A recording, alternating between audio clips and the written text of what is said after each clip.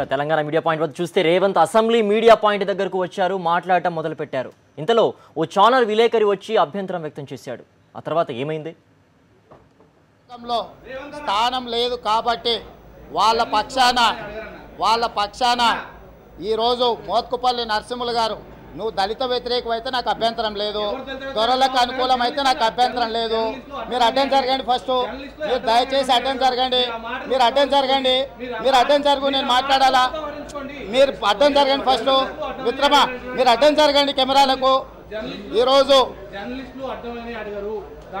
నాకు అనిపించిన అభిప్రాయం అది, నీ అభిప్రాయం ఉంటే నీకు పెట్టుకో, నేను నీకు మాట్లాడు, నీకు ఇష్టం లేకపోతే నీ మైక్ తీసేయి, నీ మైక్తో నాకు అక్కర్లేదు, నేను మాట్లాడింది మీతో, మిగతా జర్నలిస్టులకు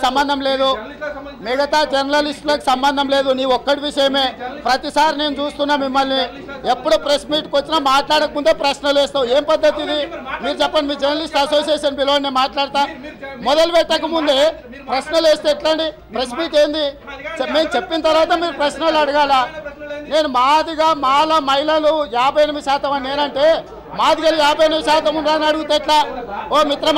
ఓ మిత్రమా నీతో మళ్ళీ మాట్లాడితే జరుగు, నేను మాట్లాడి నీకు సంబంధించినంత వరకు నేను ఉపసంహరించుకోను, నువ్వు ఉండొచ్చు, కానీ నువ్వు ఒక పార్టీ కార్యకర్తలాగా బిహేవ్ చేస్తున్నావు ప్రతిసారి. నేను నీతో మాట్లాడదలుచుకోలేదు మిత్రమా, నీ ఛానల్ ఏదైనా ఉంటే తీసేయి, నేను నీ ఛానల్తో మాట్లాడదలుచుకోలే. నేను నా అభిప్రాయం అది, ప్రెస్ మీట్ నాది, నేను ఎమ్మెల్యేను, ఈడ ఎమ్మెల్యేల స్థానం ఇది, నీ మీడియాతోనే మాట్లాడదలుచుకోలే బాస్. నువ్వే ఛానల్లో చెప్పు, నీకు తీసేయి, నువ్వే ఛానల్లో చెప్పు, నువ్వు తీసేయి, నీ ఛానల్తోనే మాట్లాడను, నీ ఛానల్తో మాట్లాడను, తీసేయ స్వామి, నీ ఛానల్ వద్దు, నమస్కారం, నువ్వు చూపియకు, నీతో అక్కర్లేదు, జరుగు, మిగతా వాళ్ళతో నేను మాట్లాడుతున్నా, నువ్వు అడ్డం జరుగు మిత్రమా, ఫస్ట్ నువ్వు అడ్డం జరుగు మిత్రమా, జర్నలిస్టులకు సంబంధం లేదు స్వామి, నువ్వు జర్నలిస్ట్ ఎట్లయితావు?